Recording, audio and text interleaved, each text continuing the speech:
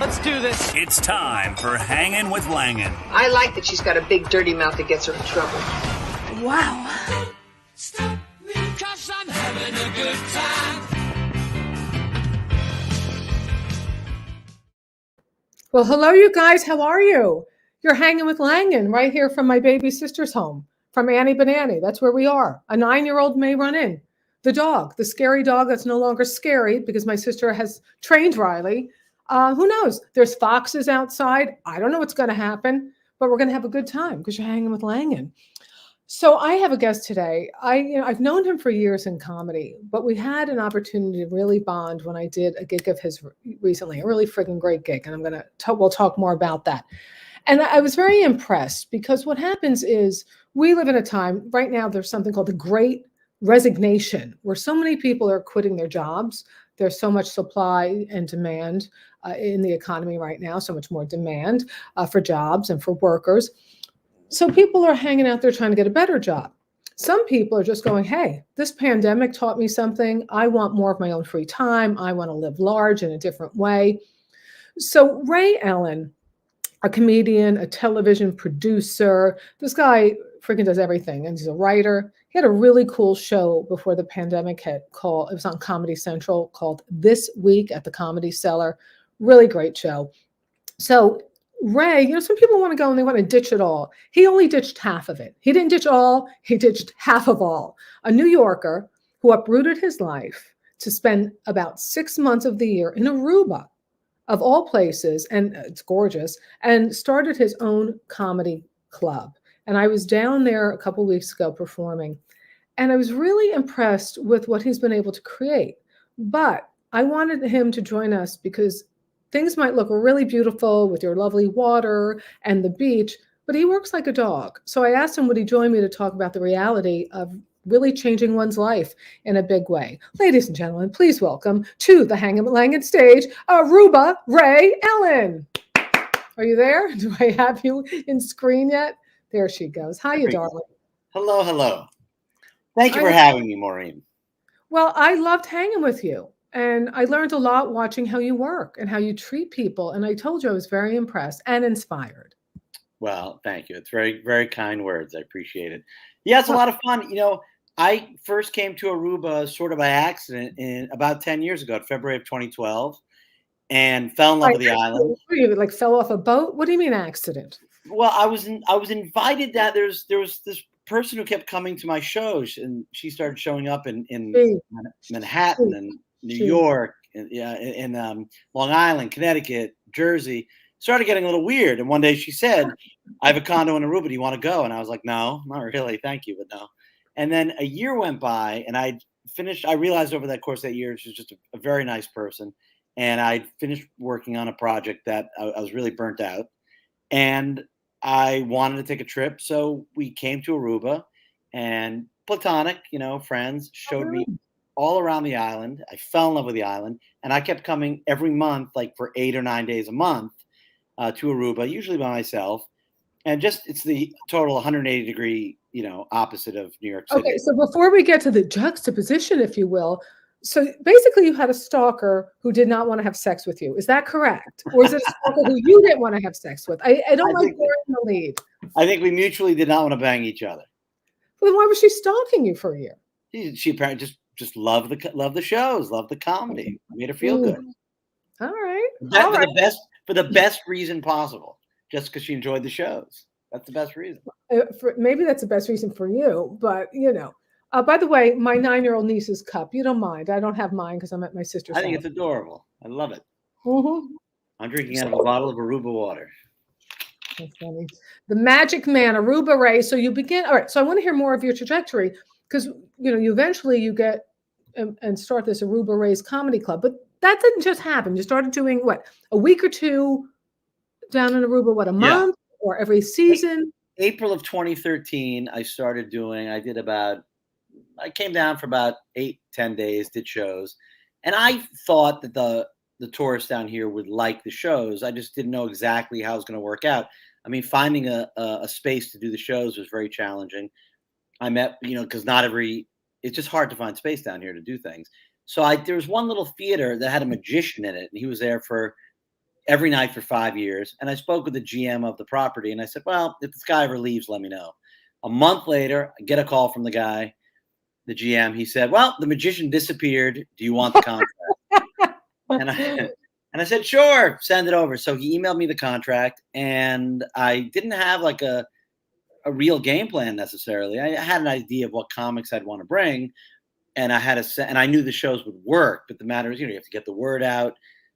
Promotion is the toughest thing in Aruba, I'd say. And well, so why yeah, is that? well. Okay, I know it's going well, and I know it's a success, and you knew what comics you wanted to bring down, even though it took you 10 years to get around to me. That's not, even though that's hurtful, I'm beyond that. What I'm trying to say to you, Aruba is hold on, Maureen Langham will do this because I'm really professional. Aruba is a relatively small island. So, and there is the hotel area, which isn't used, but why was it so hard to find a venue? Well, hard to find a venue because there's not a lot of venues. That's A. And then B, promotion is hard because every hotel wants to keep, for the most part, they want to keep their guests on site, and buying food and, eating and drinking and gambling in their own hotel. So it's like anything, getting the word out is tough. And, so you can't, it's not like you can just stick a huge sign for 1 week in the sands. It's just as comedy. And you can't walk around the beaches in Aruba and bother people and hand them things. You can't do that. I only noticed one person on the beach when I was there for the week. On the beach, hawking his wares. He's like, man, I can get the wrinkles out of you. I can get the wrinkles out of you. It's Viagra juice. I'm like, oh, he was selling the aloe. That's Aloe Man. Yeah, he's been grandfathered in. He's been around for like 40 years walking the beach. Yeah. So listen, somebody loves you. Hey, you guys, if you're on Hanging with Langan on the group page, you must, if you want us to see your name associated with your comments, we would certainly love for you to just chuck your name in there. What you have to do is just simply StreamYard.com/Facebook. Click the blue button.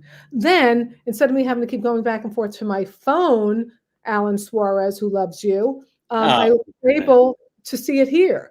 People love you, Ray. Alan loves you. I don't know. I love Alan. Alan Suarez is a great human being.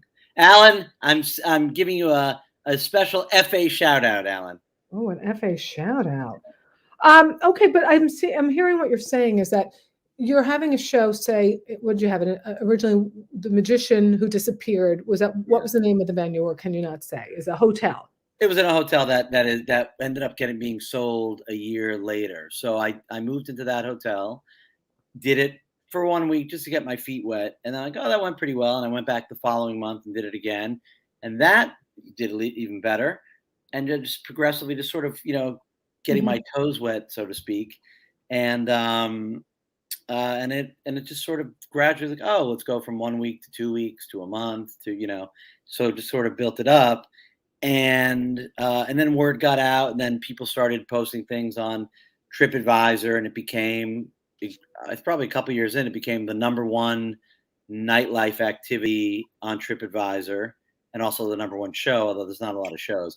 But nightlife, that's every casino, every restaurant, every bar, everything. So I was very pleased with that because it was a lot of hard work to get to that point. So that's good. And then, and all the comedians are, who everybody is. They're all terrific. Everybody has real credits and is a seasoned performer. And totally, I don't have people that are too dirty, but you also don't have people that are too boring. It's a good. It's meant for adults. It's not meant for the kiddies. But what I wanted to say to you though, so if you're just say you're in a hotel, I'm using any names arbitrarily, in a Marriott. You can't go knocking on the doors of La Quinta or the Ritz or in other ones and say, hey, could you promote my show? I'll give, because they're not going to want to do that because they want them to come to their activities. Right. So basically what you do is you hope that when you meet with enough people, enough staff, enough concierges, let's say, and then they'll come experience the show. And when a guest says to them, what do you recommend I do at night? They'll say, oh, I went to this comedy show. It's really great. You should check it out. I did a big promotion at the airport for a few years. once COVID happened, that changed. You can't do any What more was your big promotions. promotion? What did that look like? A big Oh, it's promotion? just a thing where like everybody who gets off a plane essentially would see something or get something related to the show. And then that went away because with COVID, paper was contaminated allegedly. Jesus. So But I'm just really impressed with how hard you do, how you do your shuffle down there, how you make it all happen. I kept calling you magic because everywhere we turned, and I was being sincere. I don't, sometimes you go on a gig and you don't know the person really well. You know of them. You're like, oh, what's this going to be like? I try to be positive and connect, but I'm like, this guy's really fun.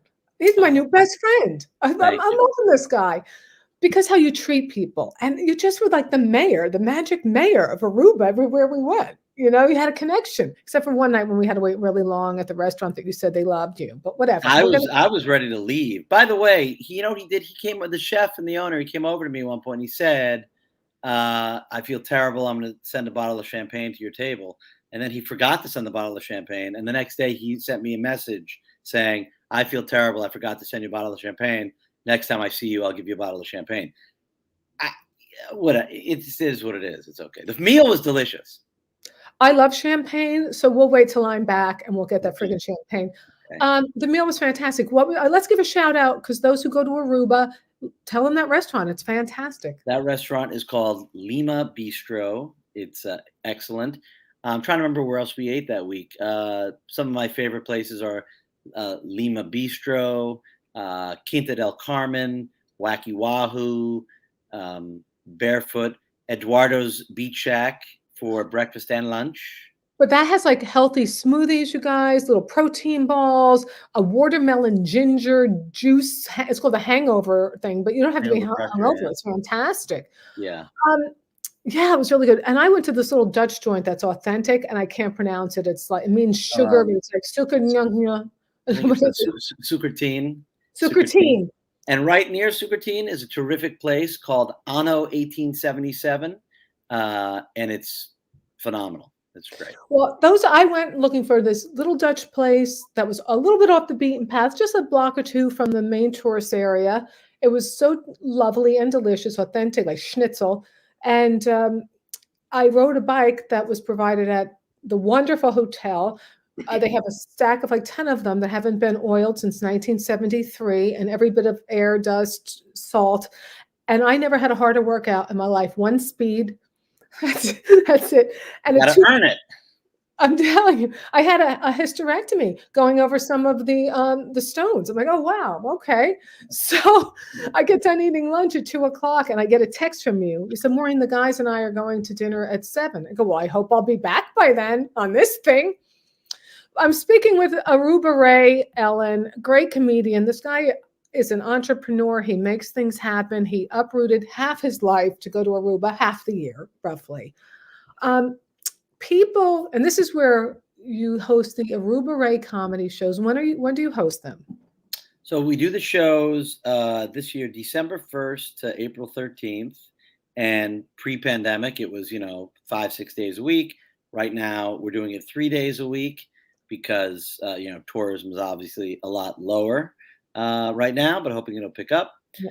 And it's low all over the island, but it's such a beautiful place to be, and it's safe. And that's really why I started the shows, just so I could, it was a lifestyle choice more than anything that ended up being, a viable business. But I just wanted to spend more time out of the city and on the beach. But I also knew if I was in Aruba, or anywhere for that matter, if I'm anywhere for months and months on end doing nothing, I would go crazy. I could probably do nothing for 10 days, 2 weeks. Oh, but that's what people say to me. Why don't you just live there and don't? But I have to keep busy. I have to do things. You have to do things. You're Aruba Ray. Hey, Joey Cola, we love you too, Joey. And Joey's saying, what is he saying? I got to see it here. I multitask. Something about the money. Pay the man the money. Oh, that's a reference to when you gamble in the casino. In the movie Rounders, John Malkovich's character was a Russian gambler, poker player, who said, "Pay the man his money." That's what Joey liked to say that on the beach quite a bit. Joey, Joey Cola, baby, pay the man his money. You guys, those of you watching on Hanging with Langan group page, just go to streamyard.com/Facebook. Then we see your name. We don't see your name. It's a lot of work on me. You dream, I got to go here. I got to click this. I got to click that. Just to, just let me take that off. I'm my own one-person band, and this is what You I work do. hard. You Work bust your hard. ass. I bust my freaking ass. So there we have it. Just go to streamyard.com/Facebook, click on the blue button. And what I want to say to you, this is my little quick emotional, this is my emotional break. I had an emotional day. Try to get the healthcare companies helping my father. They don't give a crap. To hell with it. I hate these people. All right. So I'm going to just do a little shout out for myself here mid-show. My new special is out. It's called Don't Make Me Hate You, because I don't want to hate people. They make me hate them. And it's at drybarcomedy.com. Love for you guys to just go support. It's $5.99 a month, but if you sign up for the monthly, you'll get the first 30 days free. You don't like it? You got to enter Maureen Langan as the promo code, Langan. You don't like it? Ditch it after 30 months. I mean, you're going to want to watch mine over and over again, but I'm just There's giving some you. great specials on Dry Bar. I can't wait to see yours. There's some great specials on there. I'll send you the link. But so yeah, drybarcomedy.com. This is the mid-show commercial. And I want to give shout outs to Ray, to some of your major social media where people can follow you, particularly about Aruba when they go down there and they hang out in Aruba. So go ahead. Yeah, arubacomedy.com. It will give you all the info you need about the shows. Facebook, you can go to Ray Ellin or Aruba Ray's Comedy. Instagram at Aruba Ray's Comedy or at Ray Comedy. LinkedIn is Ray Ellin. And I have another exciting venture I started in the middle of the pandemic. Talk about trying to turn lemons into Lemoncello with limoncello. I started online comedy shows. Started a company called Comedy Cloud, and it's comedycloud.co. And basically, we do live comedy events ideally for your company. We can do them for birthday parties as well. But I did about over 140 of these during the pandemic. And it's a great way for companies to bring employees together that have been working remotely and that continue to work remotely. And it really is a great morale boost. And it's by far the most fun you'll ever have on Zoom. It's really terrific. It's usually myself and 3 or 4 other comedians, all of whom you would recognize from every major TV show. So it's a really, really solid, excellent way to treat your employees, to bond with your employees. And it's really, that was really unexpected. The first time I used Zoom, as soon as I was done, I went ahead and bought some stock in Zoom.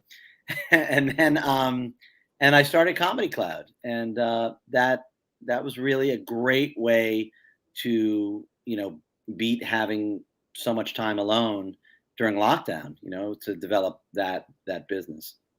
So. This is what I have a great deal of respect for you, that you make things happen, whether it be that Comedy Central show this week at the Cellar. Tell me the proper name. This week at the Comedy Cellar. Yeah. This week at the Comedy Cellar. You create a show, like a talk show like that, an interview show. You create this 140 Zoom. Like, that is really, you must have to do a lot of targeted marketing to get to these companies. That was crazy. So to get all those Zoom shows, a lot of it was word of mouth. There's also, I was fortunate, I did get some pretty good press for that. There's Bloomberg Radio and CBS Radio, and did a TV show on ABC that I actually made an appearance via Zoom. So it really got some good press and great word of mouth. And it was interesting. I mean, there weren't, once everybody, particularly for companies that can no longer meet in person. I mean, we had a lot of activity in July and August, and then November, December, January, it was through the roof, sometimes doing 3 events a day. And it was good because people need to work. Obviously, comedians need to work, and you want to keep the juices flowing. And doing a Zoom show obviously is very different from doing a regular live show in the theater. But it's in many ways it's a lot tougher, and it's more challenging and kind of tiring. The hardest part in many ways was just as soon as you're done with after you do a set, you talk to your fellow comedians, maybe you have a drink, maybe you talk to people from the audience, whatever. But you're alone in your apartment. I live alone. And as soon as the show is done, it's like, and now I'm alone again. You know, it's a real. It is weird. It's weird. It's not like, I don't know, somebody like me, I don't gamble a lot, but maybe a little blackjack or something after a show, you know, just a few hands or something. I mean, you know, slot machine. But anyway, but see, I used to work for Bloomberg Radio. So, and then you got it on the press or the attention from all these different outlets. Did you market? Did you have a press release? Did you target There the was a press release, and I hired somebody for a couple months to work on that as well, a marketing company. And then it's just myself, just, you know, using social media and just emailing every company. A lot of companies I've done live events for in the past. We did one show for one company, and then that turned into 8 more shows for their different offices they have around the country.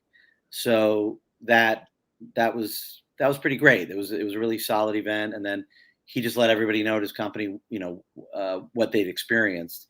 So it really is, Comedy Cloud it truly is the best way to bring employees that are working remotely together. We've done events where it was 11 a.m. Eastern time, and we did a show for a company that had employees in 5 different time zones. We were in New York, Nashville, California, London, and Australia. So you had people that were sipping coffee and other people that were sipping whiskey, and it was fun. It was really fun, and you know, it's challenging enough to wake up that early for me. But never mind, you know, to perform at 11 a.m. But companies like, you know, you and I have worked corporate events. Yeah. They can be very scary in terms of they want comedy, but not really comedy. But don't make fun of anyone with your comedy. So did you find it looser on Zoom? Did you find they set a different tone? No, it was very similar. I mean, they were so worried. It got to the point where I would preemptively say to prospective companies, I would say to them, listen, just as if we were doing the show in person. We don't do racial material. We don't do political material. We keep it pretty clean. If you want it to be totally clean, no problem. But we already know, you know, for a corporate event, don't do, you know, race, politics, and you shouldn't be cursing left and right. I think there were 2 events out of 100, over 140, 148, whatever it was. There were 2 where they said, do whatever you want. I said, really, whatever we want? They said, do whatever you want. Now, I didn't tell my fellow comics we could do whatever we want. I just said, we can be a little dirtier on this one, because, you know, you don't need people to completely, you know, let loose. It'll get ugly. But here's one company, one bank, one financial services company was really like over the top. They're like, well, we need to have a meeting before the show, blah, blah, blah. And at which, you know, they ended up actually, they wanted to meet with every comedian prior to the event. And again, it was just to reiterate everything I just said to you, Maureen. And it was just so they were so over the top cautious. And I'm like, have you guys ever done anything as a group? You ever laughed? Have you ever? Yeah. Did you ever take your employees out in person before the pandemic? Like, it was very peculiar, but I get it. People are afraid. Everyone's, you know, worried. The HR department's very cautious. But it worked out. It worked out great. And again, it was so nice to be able to keep busy during. Certainly, I mean, globally, it's the scariest. Certainly, it has to be the scariest time of our lives. I mean, I wasn't around during World War I or II or Vietnam or you know. So Korea, Desert Storm. You weren't in it. But let me ask you this though, Ray. So could you have gotten away with the material that we did at your comedy club in Aruba? No, I would be. I'm. Not that as you know, I'm not vulgar, but I'm definitely dirtier in the club in Aruba. And it says everywhere, your shows are intended for a mature audience. If people want to bring their kids, that's fine. I once had a guy. Do we have to be clean on this, Maureen? No, speak freely. So I had this guy showed up at the club with 2 9-year-olds, and I said to him, I said, you know, there's a little language during the shows, and in front of his kids, he goes, we don't fucking care. I'm like, come on in. So So that was Yeah. fine. That's Yeah. that's a parental choice. That's But right. no, but on the Zoom shows, I'm cleaner than I was when we Yeah, were I together. can see you clean it up. You do the your math problem? No, I did not do Different that. ethnic people. No, Okay, okay. Just see how I asked that question. Do you see how I asked it? sure. But my guest, before we wrap this up, I want to have a few more minutes with you. My guest is Aruba Ray Ellin. He's a comedian from New York who chucks it all for 6 months of the year, heads down to Aruba, is the mayor down there, the magic mayor. Everybody loves Ray. Ray knows everyone, and has a comedy club at the Holiday Inn. Let me show you a picture because this is how gorgeous a view from Langan's room. Look at that. Thank you, Ray. Beautiful. And what I noticed, a couple of things I noticed about that stood out to me in Aruba. I've been to islands. This is vastly different in terms of there isn't the poverty that you see everywhere else and it's heartbreaking with people with a stack of hats trying to sell you, beads trying to sell, and you buy some, but you can only buy so many. And the tuba band going by, hoping to bring attention, which is heartbreaking. The thing about Aruba that I noticed is you don't see that poverty. You see Right. hardworking people, you see very wealthy people. And what really stood out to me is to find out that most people speak 4 languages. Dutch, because it's a colony. I didn't know you were allowed to still be a colony. I thought that was so like not politically correct, whatever. And it's working for them. English, Spanish, and I had no idea papiamento. Papiamento. Yep. I remember it by going papamentos, like Mentos candies, papamentos, which is a colloquial island language. I think Curacao and Aruba, it's indigenous to that area. Yeah. But I remember I was thinking, I stopped my one speed bike that I took hours to ride, and I do these little mini videos. And I said, it just dawned on me. They speak 4 in America, where I was like, you better speak American. Some people are like that. You speak American. It's English. But and I thought, here I am a week in Aruba.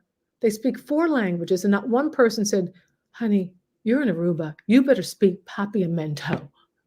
Well, it's funny you say that because for a while when I was first coming down and I was becoming friends with people and I was speaking more Spanish sometimes, not always, but occasionally. And eventually one person said to me, you should try to speak papiamento to us, meaning to someone who's from Aruba.